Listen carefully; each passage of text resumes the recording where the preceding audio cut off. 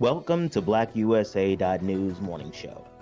I'm your host, William Honolulu Jr. Join us as we explore the news and opinions that impact our community. We break down how the major stories have a very personal, local, and racial impact. No topic is off limits, but even if the conversation gets rough, we're always going to keep it real.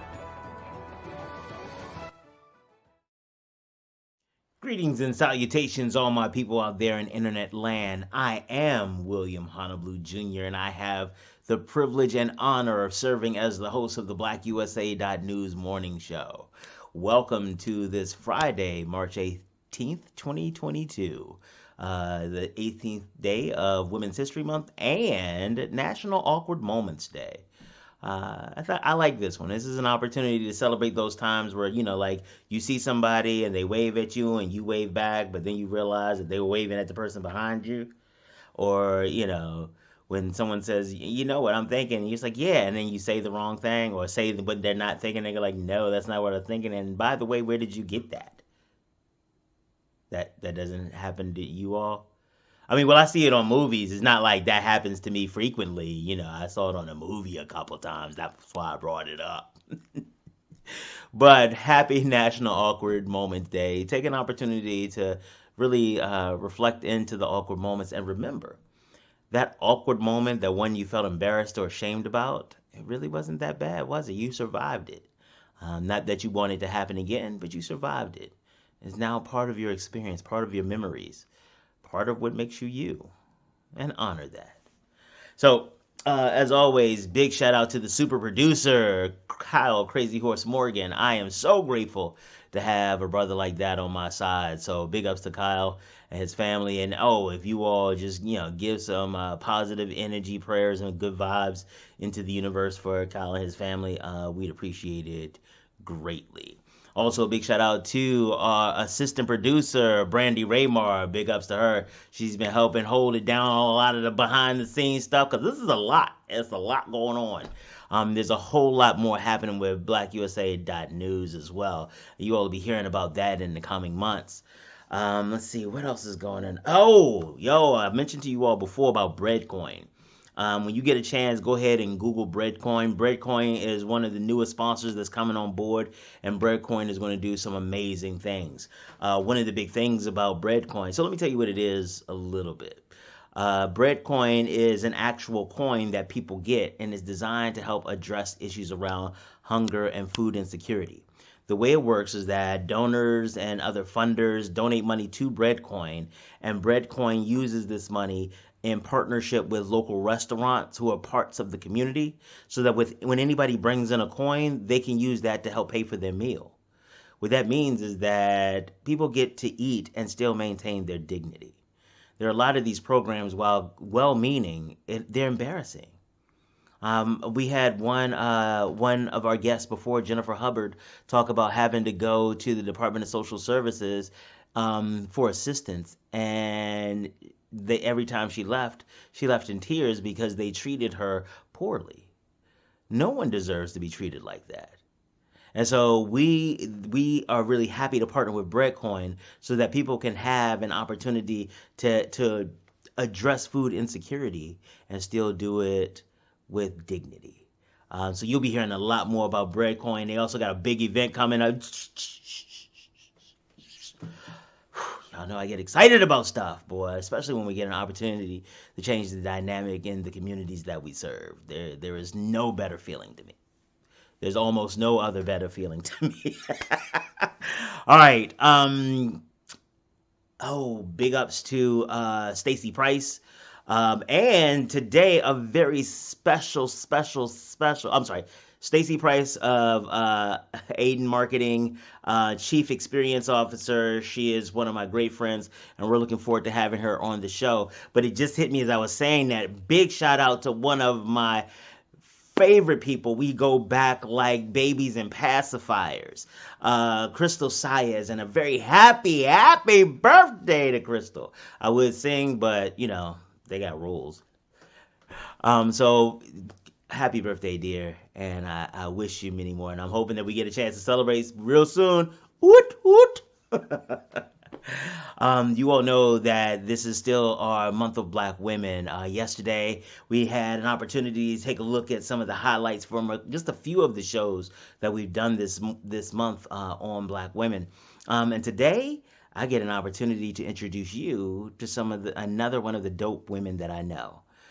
Today, coming to you all is Ashlee Briddell, founder and CEO of Home Sweet Home, one of my mentees, an incredibly hardworking woman who is doing the damn thing out in Hagerstown and Western Maryland and really helping to change the experience for people who are alumni of the foster care system. So I'm gonna let her tell her story because I'll get excited when my people are on board. But for those of you all who don't know about our month of Black women, let me give you a little video to catch you up to speed.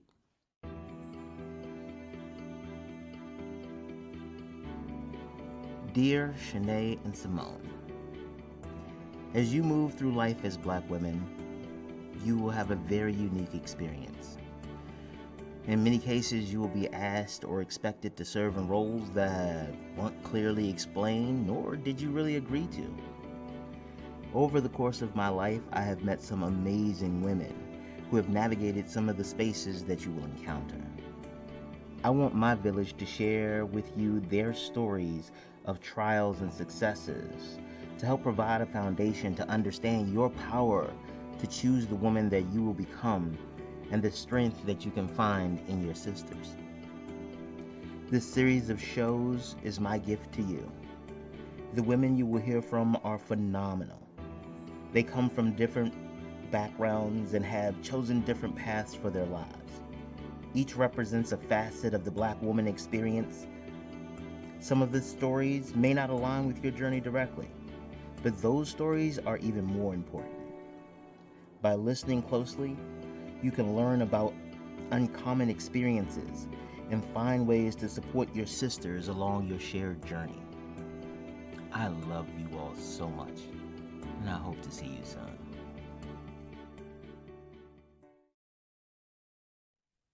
Like I told you all, I know dope people, and I want to bring my dope people to meet my goddaughters. Maybe not meet them directly, but these shows provide an opportunity for us to share the stories, us to hear the stories. It's so amazing and so awesome. And so, like I told you before, I'm going to bring you another dope woman, Miss Ashlee Briddell, one of my mentees, one of graduate of Fosterpreneur program, like just and a really great advocate for youth and alumni of foster. You know what? I'm doing it again.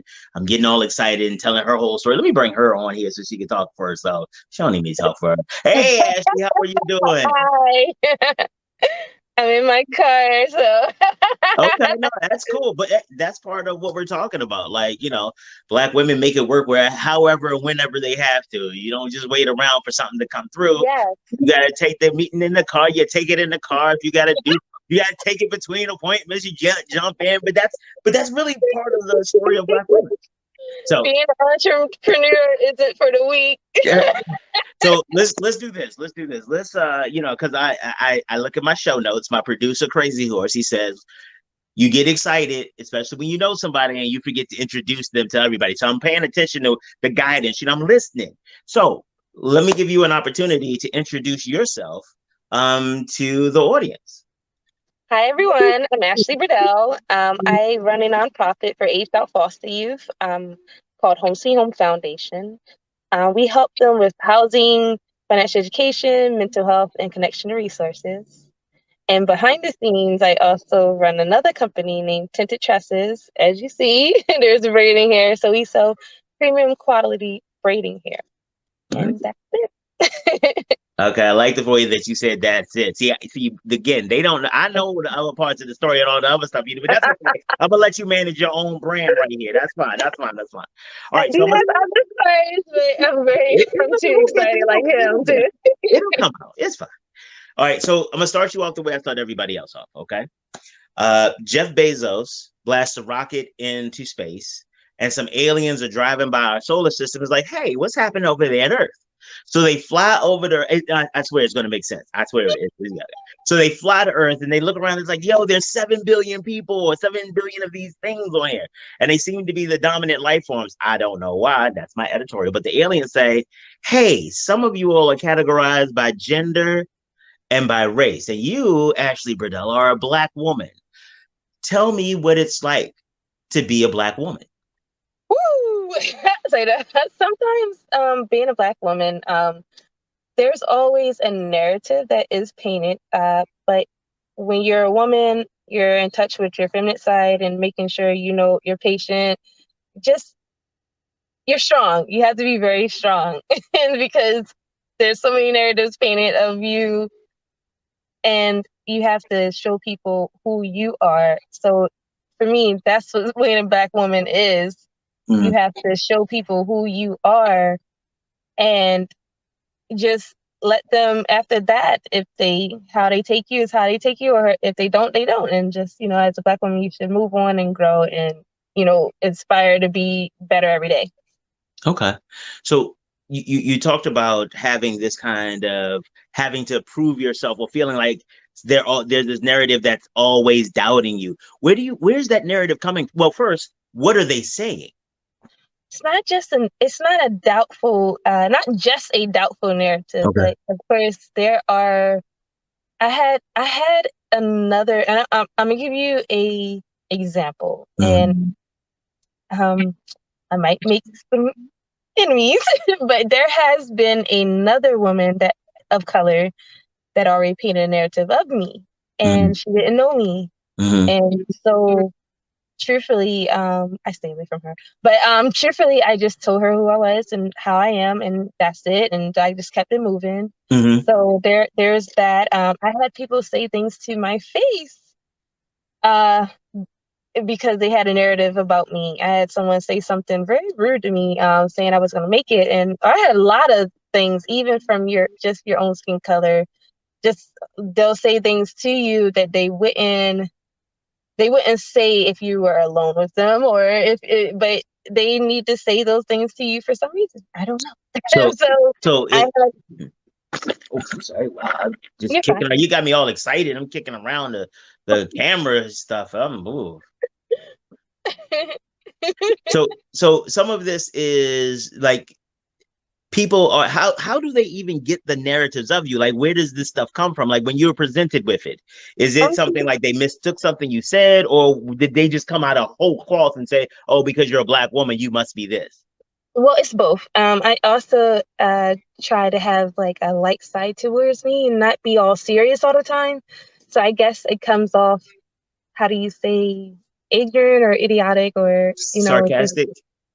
that too. I don't. It's like I've been like, to be honest with you, that when you grow up and you grow up angry a lot, you want to be. You get older, you like, I want to be less angry and more playful and stuff. So it's a balance. And also, I had to realize, though, it's a time and place you do something too. Like, but I'm always trying to be jokey and stuff. I tried, Mm-hmm. but but with my boyfriend, shout out to him, I realized that Absolutely, big up to Breon. Breon. So he's more playful, and I'm trying to be a lot more like him. I aspire to be like him, and I try to be playful, but I had to realize it's the time and place. You're still learning, Mm-hmm. even though I'm mid-20s, still learning. So, but I want to be less serious. Okay. Well, so one of the things you talked about was growing up, it's kind of your childhood informing what you considered appropriate interactions. Like, this is what playful is, and I'm angry and not really having a way to release it. It sounds like you have taken it upon yourself to try to find those things that you were not trained for before. How Yeah. did you make the decision to do that? I just realized, I just looked at the person that I was raised by and the people I was raised by and just who I was around. And I was like, do I want to be like them? And I realized I don't want to Mm, be like them. And okay. yeah, thought, I thought a lot when I was younger, like, you overthink, but sometimes it could be a good thing because you like, one time I stayed up all the way to 5 in the morning asking myself what if questions. And, Mhm. that was a anxiety moment that I didn't want to go back to. So I just was like, I don't want to be like those persons. What if I end up like that person, this person? So I Mm. realized I needed to change my circle and I didn't want to be like the people who raised me and I've been around. So there are some people who say that they made the transition because they saw something better and wanted it for you. You did the opposite. You saw what was around you and decided you didn't want that. Okay. Yes, Okay. yes, So yes. once you decided that this is not the life that I want, because that was the life you had, how did you find resources outside the life you had to get to? Because I'm assuming like most of the people in your sphere were these negative folks, and so they wouldn't have had any positive resources to bring. How did you find the positive resources? Okay, I have to say, there was two. Mm-hmm. So when I lived in Georgia, and I met this guy named Rico McDaniel, and he painted a picture of possibilities. Mm-hmm. Um, so there was that, and then when I came back up here to Maryland, I found you, Mr. Hannibal, and I read Rich Dad Poor Dad. So those, and actually, that's the third thing. Yeah, those three Okay. things really painted what I thought. So it sounds like it's really important, like when you are looking for the resources to, because you actively looked for fosterpreneur. It wasn't just one of those things you happenstance in. It's like you were looking for it. So part of it is you going out to find the resources, huh? Mr. Hannibal, you're the reason I found Fosterpreneur. You forgot? You're the one that introduced me to Erica. Yeah, I know, but like you were looking for something. You found me. I didn't just run Yes, across you yes, something like that's what I'm yes, saying. Okay. yes, It was because I'm talking about your behavior. You went out and you found the resources. You yes, didn't just you didn't just sit and go like, oh, nobody else around me has resources. I don't want to be like them, but I'm just gonna wait till something happens. That's what I want to make sure that my goddaughters understand. Like, you took control and made a decision and started working through yes, it.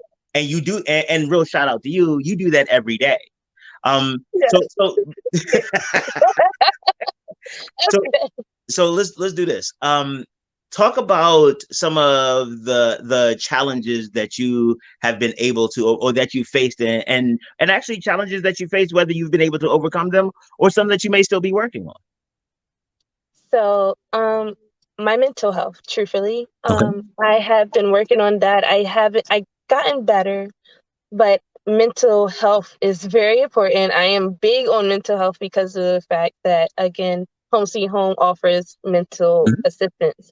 And so the mental health is a very big thing. And because what you thinking you're going to surround yourself by somebody positive, and then you find out, ugh, like, and so that's one thing. And also when you have your own overthinking, you're just again trained to be a certain type of way. It's a lot. That's a very big challenge to try to change who you are to but there's this book that I did start reading. I need to get back to it, truthfully, by Joe Dispenza, and I can't remember what it's called, but it's to change yourself, Mhm. to stop being who you are, and to change to who you want to be.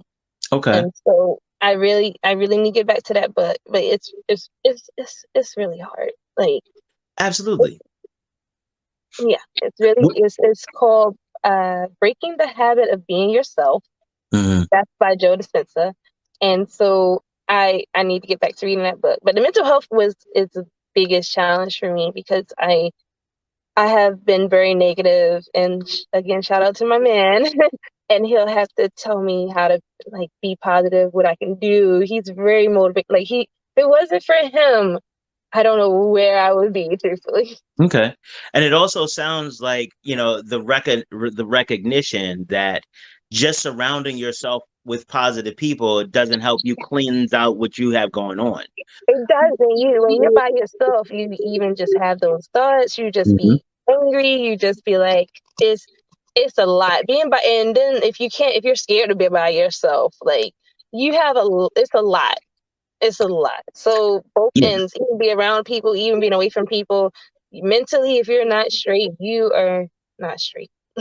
And one of the things that it really is great, the recognition that if you haven't cleansed yourself, you may end up being toxic to the people that are trying to help you. I Um, have to say yes. Yes. I've seen and, it firsthand from myself, I'm gonna be honest. And I apologize even correcting myself, but the damage is still done. So you just gotta watch it and and I've seen it with other people. mhm. So And one of the things that again, shout out to Breon.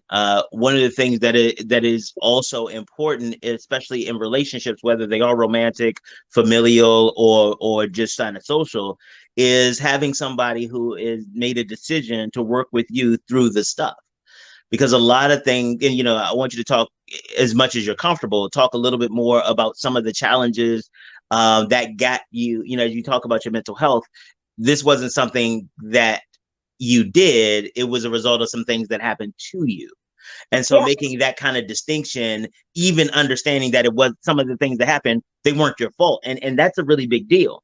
And if you yeah, can't deal with some of those things, uh, being with someone, you're going to be the problem in the relationship because you're still struggling exactly. to find out who you are.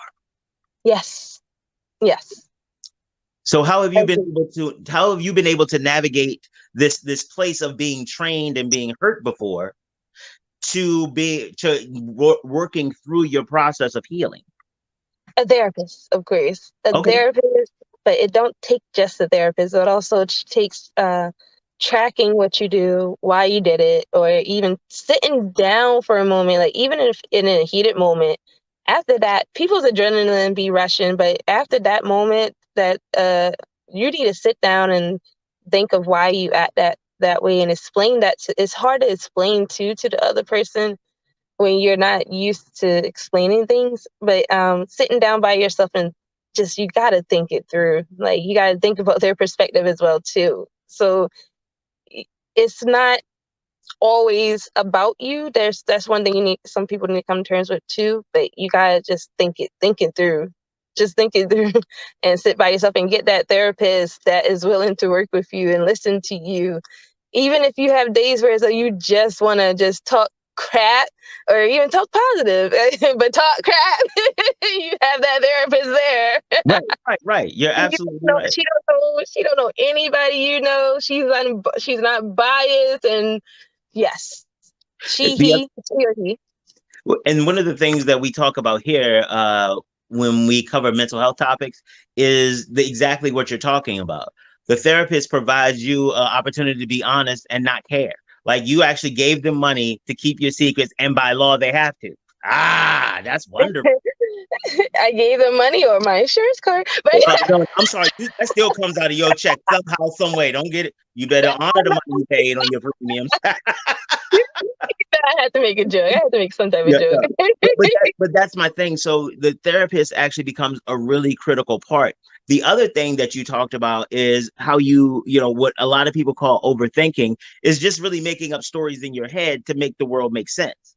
And we Yeah, don't even realize the stories in our head. And then the way that the example that I use for people is that I've never been to England, never been to England, but I know they drive on the opposite side that we do in the United States. I didn't know I, that. I, I thought I that was only in like Japan or China and stuff. no, they drive on the opposite side, and the reason I know that is that I've seen enough movies. I've talked to people who've been there. I've seen pictures. I've read articles, and so I know that to be the case. But I actually don't know it. I've never Yeah, been there. I've never seen that's it firsthand. true. But That's that's how true. a lot of us get our information. Yeah, Oh, and you talked earlier about people having narratives about you, and that's what it is. yeah, It's just like me. Like if I'm getting ready to go to London, I'm going to learn how to drive on the opposite side and stuff like that. I'm gonna buy a car that's designed on the opposite side, but I still don't know that for myself. The same way we engage people, it's like, oh, I heard about you, Ashlee. Well, wait a minute, you ain't never been to London. You ain't never been to England. You might have read a brochure, but you ain't never been here. So yeah. how do you navigate the fact that some people, everybody's going to create a story, even whether it's based on your name, your skin color, your location, Yeah. or whatever? How do you balance the fact that they're going to create a story with you making sure that the story is accurate? I mean, the one thing I thought about, and I'm not even gonna lie. Earlier, I was like, well, even if you know a fact about me, did I tell you that it was a fact about me? I mean, at the end of the day, there's always gonna be something or something that's made up, or not even if it isn't made up. I don't have to tell you if it's true. So, like, at the end of the day, it's like your narrative about me or whatever. And also, you probably caught me at a bad day too, or a good day, or just I don't know day. I mean, I came to the conclusion that, do I really care about you to be like I care about you, think what you think about me? I mean, I can let Mr. Honolulu think about me, because at the end of the day, I enjoy Mr. Honolulu. But if I did not know Mr. Honolulu, Right. and I'm just like, Mr. Honolulu, like, Ashlee, I heard you, I saw you. I was like, I'll be like, who are you? I was Right. like, who are you? Like, I don't really like. So I came to that conclusion. Like, at the end of the day, I really just don't care. I'm gonna be So, honest. Like, so I like the way that you phrase that, but but okay, go ahead. hold on, your reputation still is important. Now, don't I know y'all hear me here, but your reputation still is important.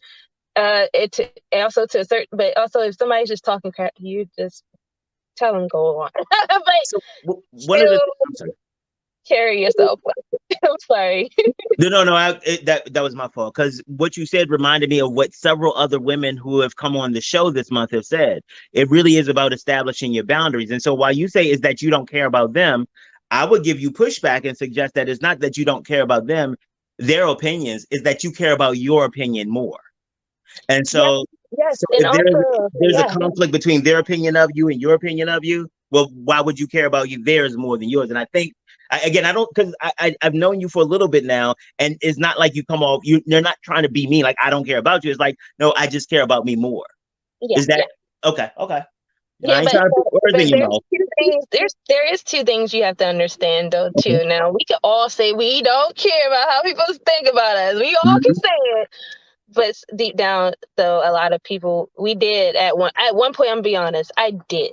Yeah, at the end of the day, I came to the conclusion. Well, I don't care about those people. Why would I even care what they say? Now, it's one thing to say it and one thing to actually show and mean it. But and also, I also came to the conclusion as well is that I think I lost my train of thought, Mr. Honolulu, but that was a good one right there. Actually, I want to jump in on that one, because you anchor into a really good point. It's like a lot of people are looking for this story themselves in their head. Like they want to create a life as opposed to looking at what life actually is, being Yes. themselves. Yes. And you talked about validation and those feelings. Let's be clear. Those are necessary. Humans Yep. are social creatures. Like we don't survive as a species without each other. And so we are biologically predetermined or biologically designed to need each other. Like babies, one of the things that happens with babies is that a baby can't survive without another human caring for it, or somebody caring for it. So the baby actually genetically is designed to be cuter. It makes these noises. You ever notice how babies do a lot of different things, but when they find a thing that works, that's the only thing they do? If they know if they cry when they're hungry, and you'll come and feed them whenever they get hungry, they're going to cry. If they start looking cute and you give them food, well, they're going to do that. And their bodies are designed to do that. And so what happens is we're genetically designed to need validation from each other. Also, Yeah. humans are fragile. Humans physically are fragile. Honestly, you put a human out in the wild, we're not going to survive without some tools and some ropes and some other stuff. Most of these other animals, you just drop them out there a couple of years, they'll figure it out and they'll survive. We can't. We need each other, so we need validation. There's nothing wrong with wanting Yeah. validation, but Nothing's wrong with validation, but the issue is, sometimes you but got to I think. realize Mhm. that you will never be valid with some people because they purposely want you to keep doing more and more to get their approval. Right. And that's what I was going to say. It is not that you don't need validation, is that you need to understand where you get validation from. Because there's this one video, and this guy is going around, it's a thin guy, thin guy cut up like a bag of dope, just standing there with his chest open on the beach with his shirt, and he's interviewing women. He's like, "Hey, okay, so tell me on a scale of 1 to 10, what do you see yourself?" And what I tell my female friends is that is a predator's question. because what that is opportunity for me to assess how you view your self-esteem, to see how vulnerable you can be. And Oh so, man, yeah, and so, I'm big on that for women too. I be giving women advice for on that because I think I understand men a little bit more, but yeah. so one of the things that happened is that this one young lady, she said, "I'm a 10." He's like, okay, you think highly of yourself, huh? She said, yeah. He said, okay, no, seriously, on a scale of 1 to 10, what would you rate yourself? She said, a 10. And he was like, what's wrong with you? But think about what that says. You are designed, and you should, why wouldn't you not be your 10? Why would somebody who is not you be your aspiration? Like think about what that means. If you are not your own 10, that means you are forever gonna be in second place because you are the judge. That is when the validation becomes problematic. When you don't realize your worth. And now realizing your worth, not realizing, deciding what your worth is. That is the thing. You decide what it is, and it's up to other people whether they can afford it or not. That has nothing to do with you. Yes, there is that, and also because he couldn't and it sounded like he because of the fact that he couldn't make her think what he wanted her to think too. I noticed that. Yes. And that And so again, that's what I'm saying. It's a predator question because the other part too is if you start off with 10 and I ask you again and you change the number, now I know you're insecure. You front like you're big, you front like you're great, but now you're insecure. So I know there's a weakness in your armor. And so it is those kinds of engagements and those kinds of tactics that when you have not, and I don't want to say found your value, and that's one of the things I appreciate about you is that you have established your value. Like yeah. and I love it because you consequences be damned. It's like this is how I'm going to be treated, and okay, like you don't have nobody has to agree with me, but you have made this deciding what your boundaries are your job and enforcing those boundaries. You're like Yeah. you can ask me whatever you want. It's not your job not to ask me. It's my job to tell you how I want to get down. Yes, and I'm working on this, but I'm gonna be honest. And some people probably think this is rude. I just will be quiet and just look at you if I don't want to answer your question. But I'm working on it. I'm working But but, on but it. here's the thing. What's wrong with that? So for me, I I so don't sign up to that. right. So but But that's one of the things that I try to do in my engagements with people because I'm like, all right, I told you I don't want to talk about this anymore. You are continuing to talk about it. What would you like me to do? Because oh no no no no no no you know what I'm no. saying? No, I'm saying that's what I do because Uh, I'm trying again, like you, I'm learning. Because for me, it's like, why are you talking to me? Stop talking. Will I'm the same way. Yeah, and I'm like, actually, let me tell you what happened during one of my anxiety episodes. I was in a meeting and I was like, all right, you all have invited William here. And you have told now you all having conversations that don't involve William. William needs to go. You told William to come here to sign checks. William is here to sign checks. You need to give William checks because William needs to go now. And I'm like, I don't want to Yeah, be that guy. And yeah. so what I do is trying to manage the anxiety when I don't understand is like, hey, what do you want me to do? Because I've given you a boundary. You Because got to make sure too, though, is like people try to waste your time, and so you can't have your time wasted. You well, can't like you I, can't have you obviously don't respect my time. I said I'm coming here to sign checks, and I'm leaving. but wait, so that's one of the things. Let's talk about that for a little while, because what you just did is that you made an assessment of how they valued my time. So what we do a lot of times is say that I will look at the behavior to try to figure out the intent. The problem with that is that my intent is my intent. You looking at my behavior to try to figure out my intent is you creating a story in your head about why I did something. And again, you might be right. That's one of the problems with the story, like driving in Might London. be right. Right, Might. like driving in London. Like I could be wrong, but it doesn't seem like it. And sometimes the story in my head comes from other people. And so it's right because they have credibility. But what if the person who went there the last time went there in the 60s and all this the footage I'm looking at is from the 60s and now they do it on the other side? It's you got to make sure your information. And again, you do an amazing job of setting boundaries and enforcing boundaries. Again, how do you navigate? Because I also know you get angry when you have established a boundary and people go through it. So how do you navigate being angry about people violating your boundaries or being condescending and still moving on to the work that you need to get done? I start to place you in. There's this thing, yes, there is, and yes, I know people be like, don't place me in a box, but there's this arm's length box where it's okay. So you know, there's someone that's at my shoulder. We're very close with. I'm very close with her, and she's fine. When she started to violate boundaries, then she goes to my elbow, and then after that, you go to fingertips. So that's how I look at it. I Okay. look at my arm, be like, where I'm going to place this person.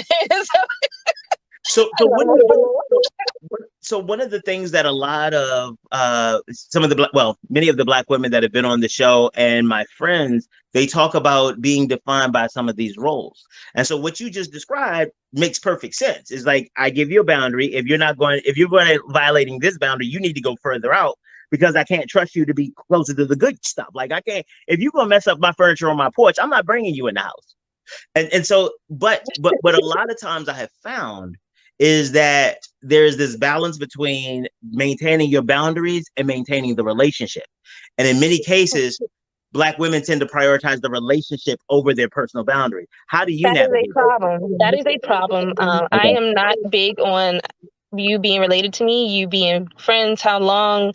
It don't, because at the end of the day, like a lot of people value put time over the fact of how they feel, and at the end of the day, like I just had to stop dealing with someone that's been related to me, of course, since I've been born, but Right. it's been better, and at the end of the day, I feel better, and people just think that time matters more than how somebody treats you, and Mm. yeah, I mean that's just me. I'd rather how they treat you is how they feel about you. If you don't pay attention to how they talk to you, if you don't pay attention to every time they invite you to an event, you go, but when you invite them to yours, they don't come. So if you don't pay attention to that, it's just more people have to realize you got to have more.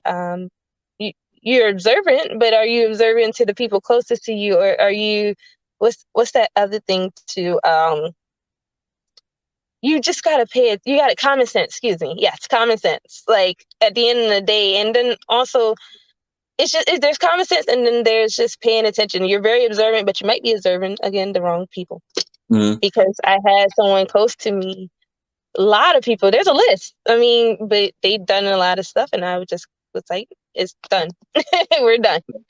And so in your relationships, you establish what the boundaries are and you let people know that if you violate the boundary, there are consequences. Yes, and then also people. There's this thing that I had Breon again. Shout out to Breon. In the beginning, he was telling me you gotta tell somebody in the beginning. Yet you don't know what they do until they do it. Say about So it. Say we talked yeah. about that before, and so if I didn't know you disliked that, like at the end of the day, if you shout out to whoever has a whole list of things that they don't like and they like, and then they tell you in the beginning, I don't think anybody does that. That's what I was explaining to him before. And but when they do it, when someone does it, you say you don't like it, and then they keep doing it. It's just very disrespectful, and so they don't care. So, well, okay. So one of the things that, and I love to give you pushback on stuff like this. Again, that whole they don't care. Again, doesn't matter whether they care or not, because I've seen a lot of my people get manipulated because someone may genuinely love them, may genuinely care about them, but they are still bad for them.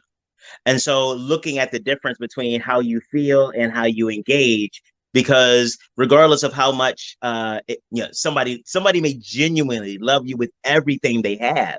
And if they're abusive, however you define that, well, that's still a deal breaker in some cases, no matter I'm how going much to they say, feel. And so I'm saying that's why I like to focus on the actions. What do you, huh? yeah, it's what you just said. Focus on the actions. Like I sat down and was talked to some type of way for years, and I realized that person needs to go all the way to not past my fingertips to space. It could be in another building. Yeah, and So, so oh, I'm sorry.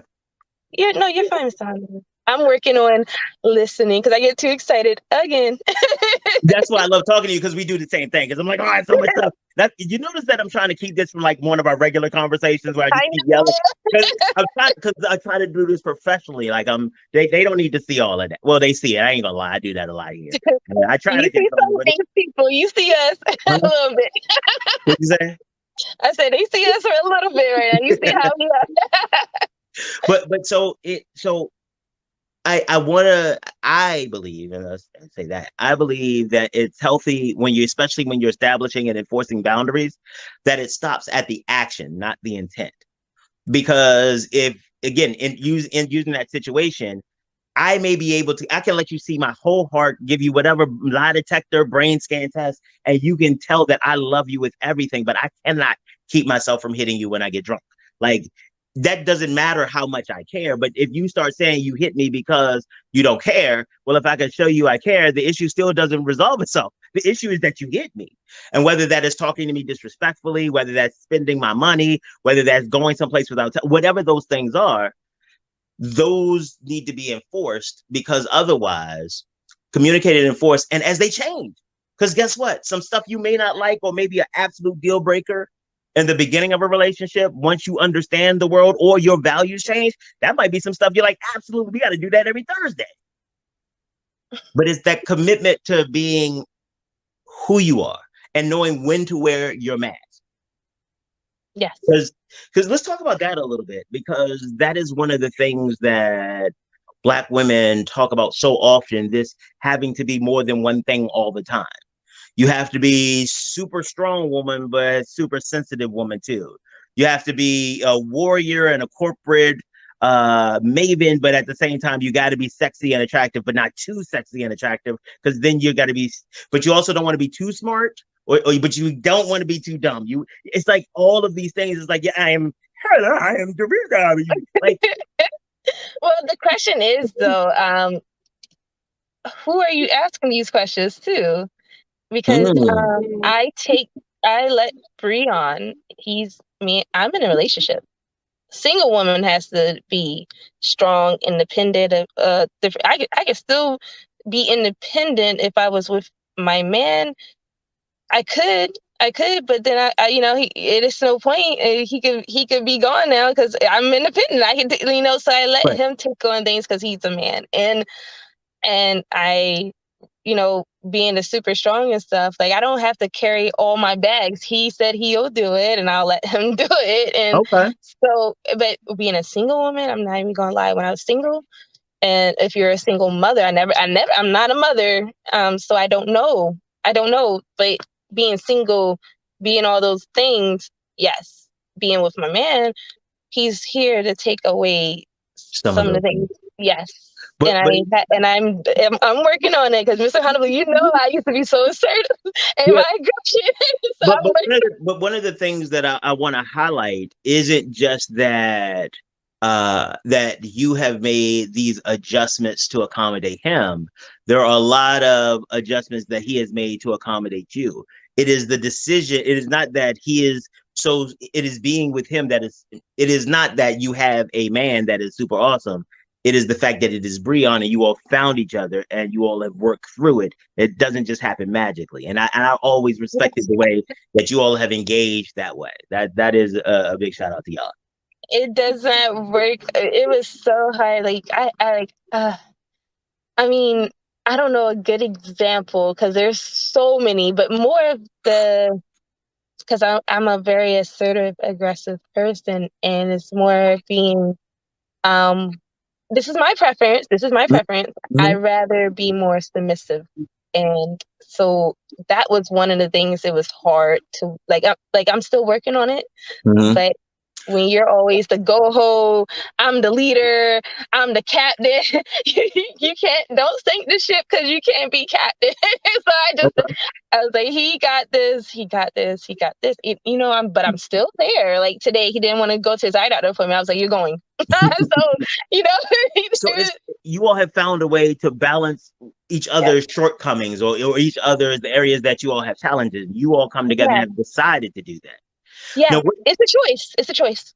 It's a choice. one of the things you said is that your preference is to be submissive, and you also talked about never having that opportunity before. That is another thing I hear for a lot of Black women, is that even from the time of being young, they have responsibilities. I had one young lady on, and she talked about from the moment from her being 3, 4 years old, having to go get diapers, help clean up, and this type of stuff because her mother had another baby, and all of these people throughout most of their lives have always been asking for stuff.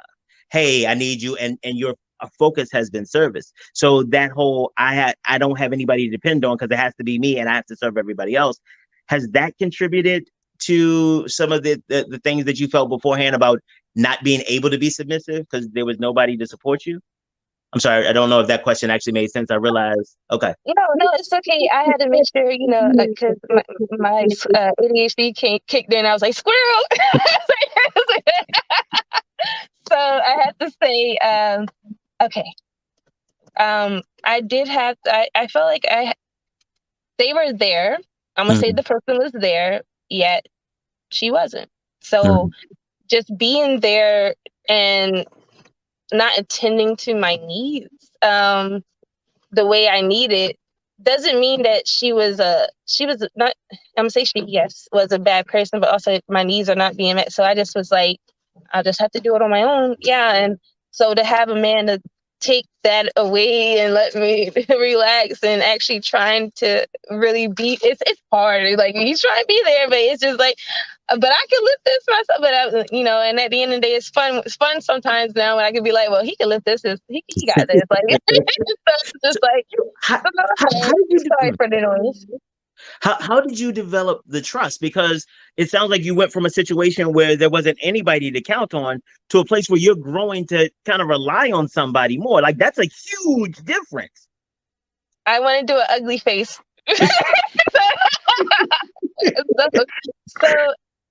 we're still working on that because again, even when you live with somebody or be with someone, you don't know someone still. But the thing is, it's because I came from other relationships where it's still like a lot has been done, and it's hard. It's just it's hard not to associate the people with the like. It's Yes. hard not to, but they're all different. They're all different. All men are not the same.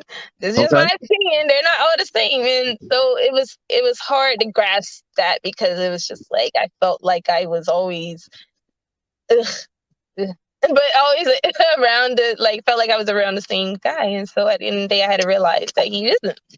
Mm.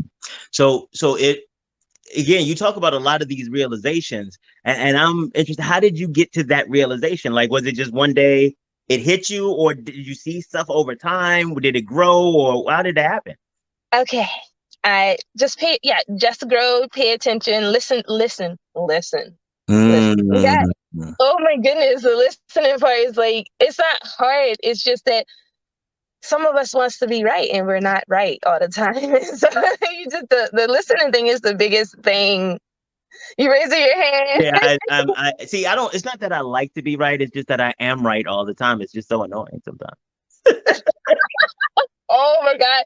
It's so funny. I won't put your zodiac sign on there, but I saw something that was like, why are you always right? And I was like, I seen that earlier. I was like, Mr. Honorable. I was like, Mr. Honorable. Then somebody was asking questions, why do y'all always think y'all right? And then somebody in the comments was like, because I am. Damn, like I didn't. I don't think I am. It's like I got evidence. There's a list, and see, I was right. Look at all this, all to the right time. Oh my So, goodness. so let's talk about some of your greatest successes. There, we've talked about the challenges, and really, and continue to be impressed with how you engage it, your resiliency, and the way that you keep coming back and taking it to new levels each time. I remember when Home Sweet Home first started with some scribbles on a notepad and an idea, and y'all out here getting grants now. No, no, but I want people to show because a lot of people I'm think just that messing. you wrote. No, I know, but I want them to understand that a lot of people think people just it just happened for you. No, you put in the work, and I want people to know that it started with an idea on a sheet of paper that might or might not happen to a place where you have a board, a place where you have bylaws, a place where you got your 501c3, you pull together resources to do it yourself. The fact that you do these bags and things, that you have helped all these people out in Western Maryland, the fact that you have done all of these events with the lawn care, the fact that you created a network in Frederick, in that area, of people to donate stuff so that you can sell and provide resources to other people, like that's big shit. And so you're like, but a lot of people just see that, I see her when she's on Facebook or Instagram or on BlackUSA.news. Like they only see you then, so they don't understand everything else you did to get there. So now, and I really want to celebrate that, because we need to understand how much work Black women do to really make it look. Because again, you're not out here showing all the like sleepless nights and the arguments and stuff like that. But those happen, and I want people to understand it's not just them. It's not just them, and it's not just you, because you're not doing it right. And that's the job. And I want them to know that the Black women out here putting in the work. Yes. So, so for my journey, like I was going to go back to college. I did drop out of college. Sorry, everyone. So I dropped out of college. We're gonna put a pin in the whole dropout and that apology. We're gonna put a pin in that, because I'm gonna circle back around to that. And I dropped out, but I did one semester, and I was like, y'all got me messed up, because I asked my teacher, "You own a business?" And he was like, "No." I was like, "Well, you can't teach me nothing. Like, get out of here." I apologize. We have to transition from host to mentor role again. We got to switch. I'm gonna say something real quick. Y'all excuse me. We got to have a private conversation. Y'all get to listen to. You never apologize for not graduating or not finishing college. And let me tell you why. Because you are out here doing the damn thing. I'm gonna tell you this. So I am a legitimate subject matter expert when it comes to small business development, especially nation stage businesses. And I will tell you hands down, without condition, caveat, or anything else, there is not a damn degree program in this country that would have helped you more than you have helped yourself. So never. But I want you to understand, do not apologize to none of these motherfuckers about that. Do you let them know that? Oh, it is your show. I mean, I'm gonna get a fine for that. But like, this is important enough. Well, they got rules and stuff. I was like, you knew who I was before you hired me. So I mean, that's why I just cut aside a little piece of my check and be like, okay, that's for y'all. But we give it to charity, so I feel okay with like, so like I can say 2 motherfuckers, and that means Breadcoin's gonna get some more. Like I just bought. Actually, like, I'll do an MF so I can get that 50. So I just bought like 20 Breadcoin. Nah, how about that? I'm helping people. My charity needs to be on that list.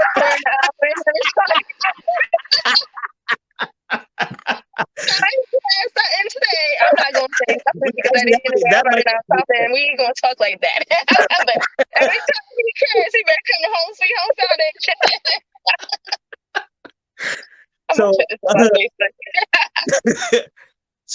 But yeah, so never apologize about not going to college to anyone. Like I know people who got degrees. Hell, I help people edit their dissertations who aren't doing as much work for the community as you are, who have not had as much impact on lives. So you owe no one anything. As a subject matter expert, I could say that, and my word is without contestation. It's like when I break out my old medieval words, we serious. I broke out like that. That's like a 18th century word. 17 probably, most 17. Sorry. I couldn't afford college, but I'm not going.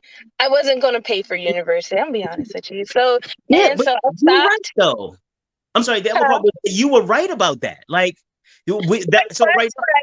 I was right for my journey in my life. At the end of the day, people take things to and just be like, well, I thought you said this. And I'm like, for me, I didn't go to school. I didn't finish because of the fact I knew I was desperate to be an entrepreneur and for greater things. And so, I mean, you can take notes and you can listen if you like to. And, as long as you can do, but the biggest thing is doing research. As an entrepreneur and just as a person, just do a lot of research. Yeah, and I'll give you credit on that. Like, I work with, hundreds of small businesses a year. And one of the things that you have been consistent over the years is that you get tasks done. And that has been real cool. And even when, so watch this, even when it's so funny, when we would meet, you'd be like, oh, I haven't finished that. It's like, okay, so what was happening? You're like, yeah, but I was doing this program, this, and got this grant. It's like, don't worry about my homework if you're making money. The hell you? But that is We that is one of were the. told that homework was important when we were younger. So what you expect? Like, how are But you? that's also what I'm saying about you and this whole thing about going to college and your entrepreneurial journey. Yeah, Those, like, that's I also one don't of the think I would reasons. have started. Right, because it's so funny that our educational system is designed to teach us how to follow directions, right? It's because it doesn't matter. I had this the one story the lady keeps telling, or the lady told, and I love retelling, is how her kid, she had a letter home from the teacher. The teacher was like, your child was disrespectful. I said that miles are 1,065 feet, and he got up and told me I was wrong and started debating with me in class. He has detention. Granted, he was right, but he Yeah, should have what to respected. say? But do you see what I'm saying? Like that to me encapsulates the entire idea of public education, especially.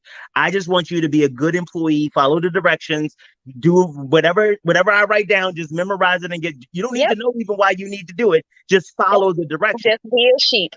And one of the things is that with that being our entire educational system, even and actually it gets more intense the higher you go. Actually with the students I work with in their dissertations, I tell them it's a hazing process.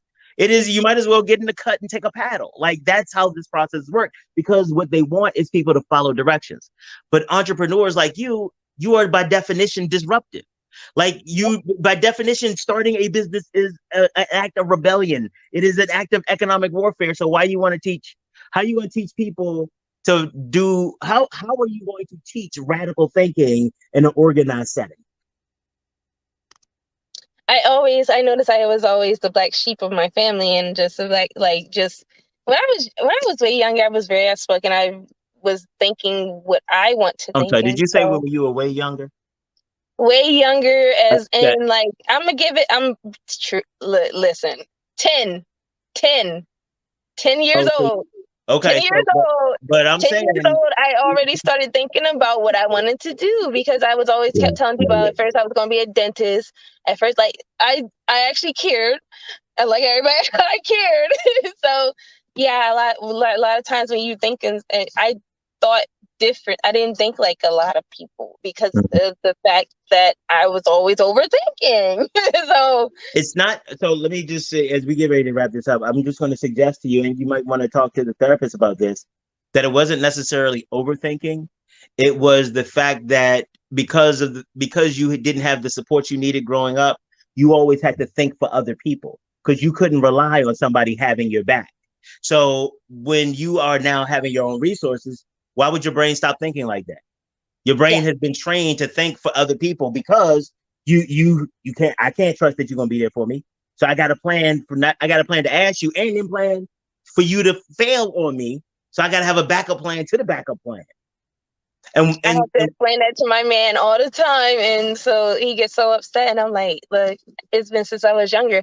I asked somebody this question. He told me it was this, but somebody else told me it was that. So I'm going to ask multiple times. So it's just like, okay. but that again, one of the great things that I do appreciate about you all's relationship is that you all take the time to learn each other, and not just because it was going to be clear that you were not just going to concede your personality to be with somebody. Like that was never going to happen. Oh But, man. And to be honest, yeah. So but yes, but what I you did realized that. but what you did is that you weren't going to give up your personality to be with him. But what you did is that your personality has changed as you all have been together. And the difference for me is the fact that it's not about his choice that makes the relationship special. It is about the fact that he meets your needs and you all are able to grow together that makes the relationship special. Yes. Yes, thank you. My God. For sending me him. Because I gave up. I gave up. I gave up. You don't know. I gave up. And then here he comes. I'm like, like, But go away. that's normally I hear that a lot when people have stopped looking because the interesting part is that when you are looking, you are trying to get somebody to choose you. When you stop looking, you find somebody that has chosen you. Yeah, So, and yeah, yes. well, I've kept you on here all this time. I Oh, am so you're grateful for you being here. fine. No, no, I'm but I do gotta happy. go because I already got like 2 or 3 cursing violations today, and I don't want to get the overtime violation too. That's going to Home Sweet Home Foundation. Okay, yeah, I'm gonna talk to him. We gonna put you on the list. Yes, Actually, what? please, No. Seriously, please. make sure you schedule time to talk to me because actually there's a project that Black USA News is working on that I want to pull you into. So make sure it's Okay. get the link up and schedule time as soon as we can because that's Yes. that. Thank you for saying that because you are absolutely right. Yes. Okay. All right. So now I'm getting I'll excited. text you. Hi, have a great day, everybody. Have a great day, Mr. All right. Honolulu. All right. Thank you, Ashley. Oh, didn't I tell you I know dope people? I know amazing people. And I get to introduce you to them. Thank you so much for being here and working with us and enjoying this conversation with Ashley. We will be black tomorrow.